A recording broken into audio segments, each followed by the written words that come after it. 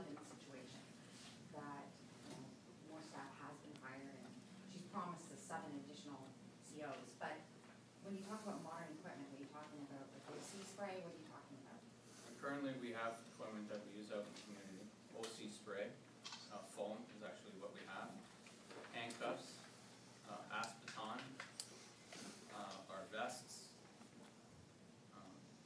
We have different types of physical restraints. We don't have access to any of that equipment when we're working inside of institutions. We go to work on a daily basis with our uniform, and hopefully a partner that can assist us if we run into physical altercations or other difficulties. We have nothing when we're working inside the institutions. The Ombudsman, when he was at his press conference, he released also he had a picture right behind him actually of a very injured, appeared to be pretty injured prisoner, and he's saying this is the type of abuse that's happening in the system. Your comments about those pictures and those 2 specific cases. He mentioned that he highlighted 2 cases. There's many cases in his report that he's mentioned But he that highlighted are 2 still in front of the courts. The pictures that he used are very graphic. That's the nature of the Ombudsman's office, is to shock people into paying attention to the issues in his reports. We don't condone that. It's not something that we supported. He had no pictures in his report of the over 518 officers that were assaulted in 2010. He had no pictures of the 485 officers that were assaulted in 2011. There was no pictures in there of officers being assaulted or other staff. And again, we repeat, the Ombudsman's report is very one-sided. He glazed over the overall issues in the whole province, and then backed out of making any recommendations about staffing levels, overcrowding, new equipment. He mentioned them in his report very quickly and then ran past them. So we're asking for those issues to be addressed as well. So you're saying there's a bigger picture? Yes. The excessive use of force is not systemic. Did not identify it as being an epidemic in the province. Like we said, it's less than 1% of the overall use of forces that have been used.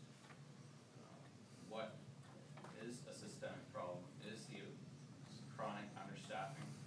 They have hired more officers at Elgin Middlesex Detention Center, but they're drawing them from the backfill pool.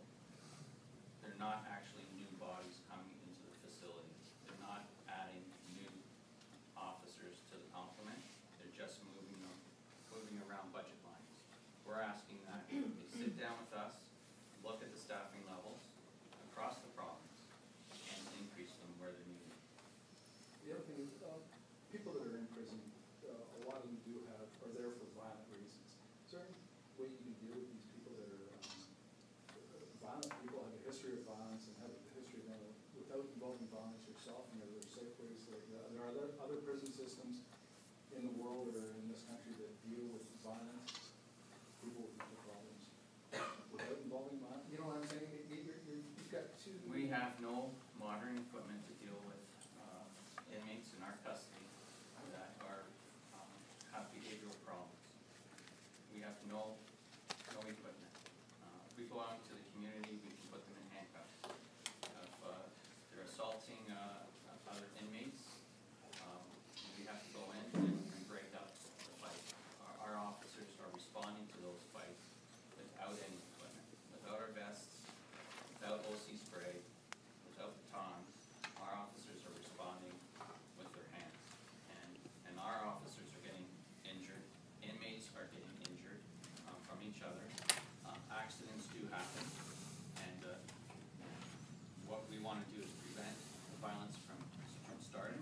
And then when it does start, we need something to stop it. We have no equipment to stop that. So yes, sir. I'm J.P. with the CBC radio. What about the allegations of Mr. Malana regarding the corruption cover-up allegation of intimidations towards those whistleblowers, for example, even if you're saying that it's a minority of events involving excessive force? Correctional officers belong to the Ontario Public Service Employees Union. We have a constitution that speaks up against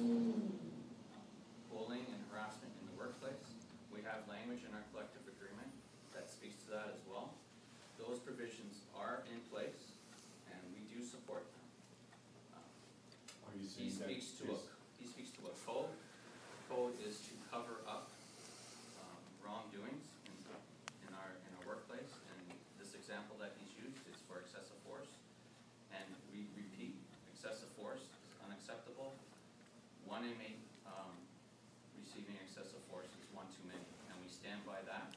We do not condone excessive force, and we do not condone bullying and harassment in the workplace. But is there a problem of harassment and bullying, even if your union I is ask dealing you with if it? there's less than 1%, is that the real problem? Or is that a symptom of overcrowding? Is that a symptom of understaffing, chronic understaffing, and the chronic poor living conditions, which is what we feel needs to be addressed, and the rest will fall away. You have to identify what the problem is first, and then the symptoms flow out of that. Sir, my name is City.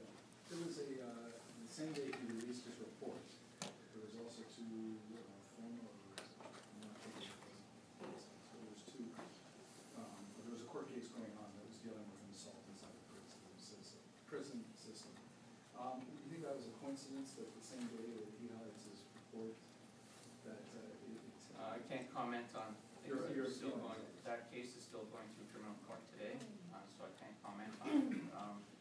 Is it a coincidence? I'm not asking you to comment on the case, I'm asking. Possibly, it's a coincidence, yes. It's unfortunate for those officers that are involved in that, to now have the ombudsman's report out at the same time. It casts them in a negative light. Julia with Cities of Toronto. You said there are systemic problems with overcrowding and understaffing. Why pinpoint all of these issues into this issue? The ombudsman's report initially was to deal with excessive use of force and the policies and procedures around the use of force. We met with him twice, our committees met with him twice, and his officers during the investigation stage.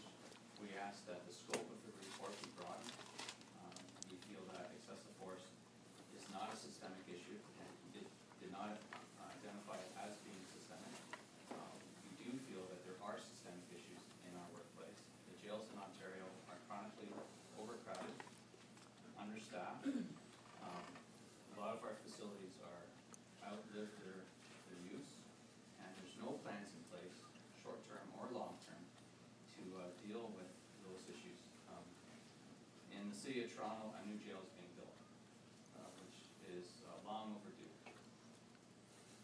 In Windsor, a jail is being built, but that's long overdue. They're closing a facility in Sarnia, and now the inmates are going to be transported from Windsor back to Sarnia, 2-hour drive one way. They closed Owen Sound in Walkerton, again, old facilities, but there was no replacement for it. We need, as a society, to make the decision, how are we going to house